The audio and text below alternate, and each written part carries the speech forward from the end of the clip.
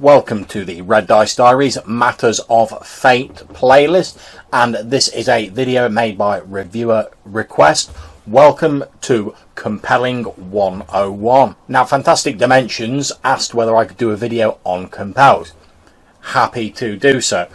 I'm going to assume that if you're watching this video, then you already know what aspects are and about the basics of Compels.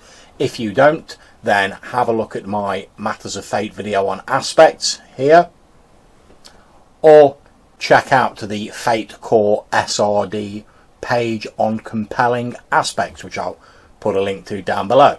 In fact, if you need to check these and refresh yourselves on the basics, pause this video now and go and have a look at them.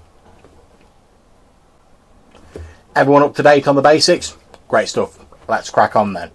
Now, one of the things to state straight away is that although Compels often make the PC's lives a little more complicated and play off perceived downsides to their aspects, they aren't there to punish the players or to make the PC's lives miserable. Compels are designed to do a few things. They're designed to enrich the environment of your campaign world and make it seem more vivid, show the ties the PCs have to their world, introduce new plot into the game that's connected with the PCs, and keep the story moving when the game stalls or seems to be flagging a little. Now, that's an awful lot for one mechanic to do, and it can be a little bit bewildering to start with. So first of all, I'm going to give a very brief overview of how Compels work, and then I'm going to give some advice as to when and what you should think about using Compels for. So, my Compel overview is that with a Compel, someone proposes a way in which an aspect, whether it be character, scene, or game, or whatever, could make a player character's life more complicated. The overall terms of the complication can be negotiated a little bit, but once it's been proposed, the person getting compelled can do one of two things. They can either accept the complication, let the scene play out and receive a fate point, or they can pay a fate point to prevent the complication from occurring. If the complication is accepted, then it occurs regardless of anyone's effort. You can't just take the fate point and then avoid the complication. For instance, if I'm playing a gunslinger in a Western setting and I have an aspect of wanted by the law, and the GM proposes a compel where I'm recognised and cornered by a sheriff-led posse, once I've accepted that fate point, I can't avoid being confronted by the posse. Of course, I can try and escape them afterwards, bargain, fight, or do whatever is appropriate for my character and the game, but I can't avoid the initial complication once I've taken that fate point.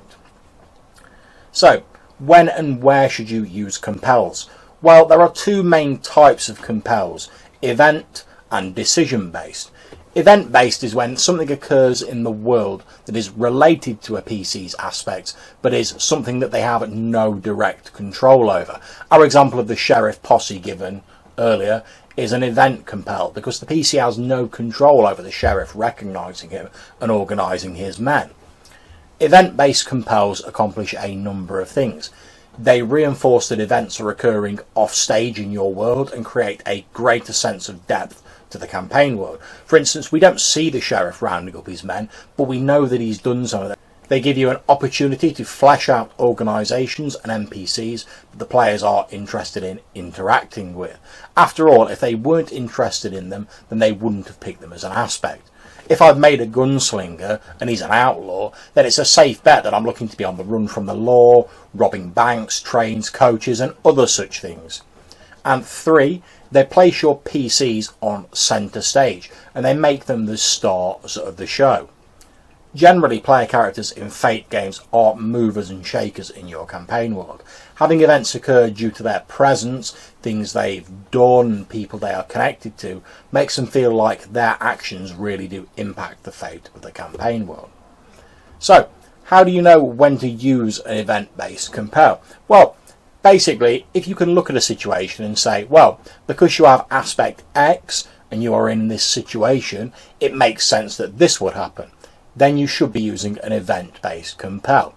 For example, because you are on the run from the law and you are in a law-abiding town, it makes sense that the local sheriff would round up a posse and try and run you out of Drywater Gulch. Decision-based compels, on the other hand, are when something happens due to a decision that the PC has made or an action that they have undertaken. And decision-based compels accomplish a number of things. They make the PCs feel as though their decisions carry a great deal of weight in the campaign world, again pushing this idea that the player characters are some of the big movers and shakers in your campaign world. They also show the consequences of actions, giving more depth and verisimilitude to your campaign world. After all, a world with no consequences will probably feel one-dimensional. Player characters should feel that their decisions have a lasting effect in the campaign world. The lives they've touched and the things that they've done aren't just forgotten about when the scene ends, but they have a lasting effect on the campaign world, no matter how small that might be. And 3, they allow failure in a way that is more entertaining and plot-driven than some other RPGs. In a system like Fate, it's fairly easy to stack the odds in your favour when you want to. However, through using a compel, you can reward a player for accepting failure in a way that brings forth more plot and interest in the game, rather than simply saying, bad luck, you rolled low, you didn't succeed. So how do you know when to use a decision-based compel? Well, if you can say you have X aspect and are in this situation, so it makes sense that you do Y, and it goes wrong when Z happens, then you should be using a decision-based compel. For example, you have the aspect never let an insult go unanswered, and you're in a saloon where someone has just spilled a drink on you. It makes sense that you go for your guns. This goes wrong when the sheriff turns up looking for a drink. So, returning back to the idea of compels in general, I recommend that a GM consider using a compel whenever the following circumstances occur. Whenever a player is getting really low on fate points, whenever there's a noticeable lull in the action or the players seem unsure of what to do, whenever you see an opportunity to introduce or use an NPC, organisation or location that is related to the characters, and or that will expand your campaign world or introduce potential plot. When you believe that a PC failing something would be more interesting than them succeeding. And again, this shouldn't be used to punish PCs. I can't overstress that. But to give a sense that even Fate player characters are not successful all the time.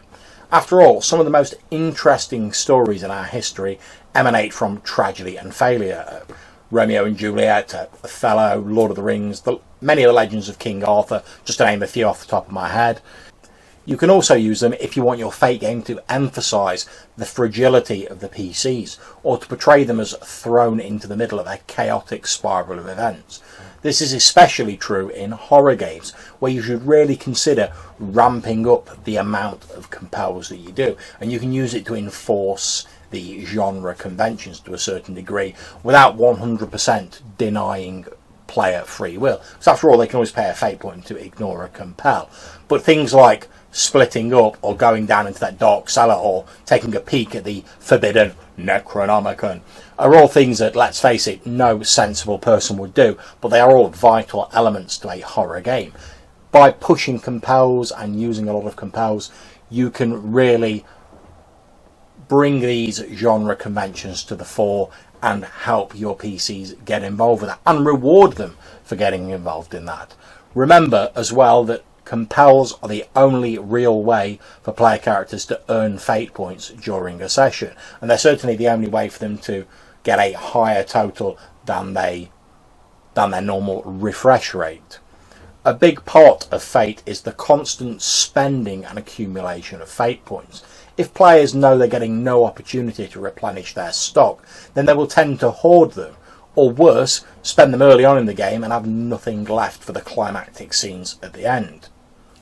My golden rule when it comes to suggesting compels is, whenever you consider using a compel, ask yourself the question, if this compel is accepted, will it make the game more interesting?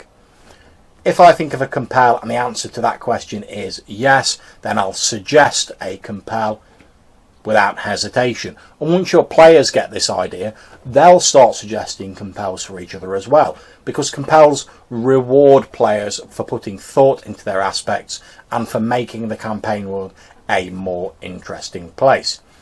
So fantastic dimensions. I hope that that video has been useful to you and anyone else watching it. This has been Compels 101. I hope you've enjoyed it. You'll consider clicking on the red dice up there to subscribe to my channels. If you like it, give it a thumbs up. If you didn't like it, give it a thumbs down. If you have any comments, please leave them in the box down below, or as always, hit me up in the Google Plus links. I really do enjoy reading what you write. So until I see you in the next video, take care and happy gaming wherever you are in the world.